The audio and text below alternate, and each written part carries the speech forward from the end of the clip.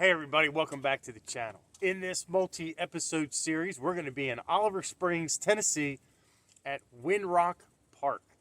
We're going to be checking out trails such as Trail 22, Trail 26, 15, and we're going to take 43 to Brushy Mountain Prison.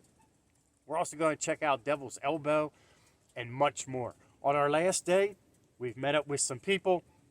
And I had some Jeeps, Suzuki, I think it was a tube chassis.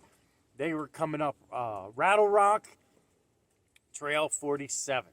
Now, some of our videos might not be for you, but most of our videos are geared towards people who are new or thinking about getting into the sport.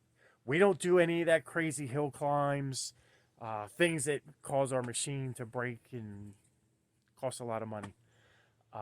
We do regular trail riding. So if you know anyone that's interested in getting into side-by-side riding or just wants to see regular trail rides, please like, share, subscribe.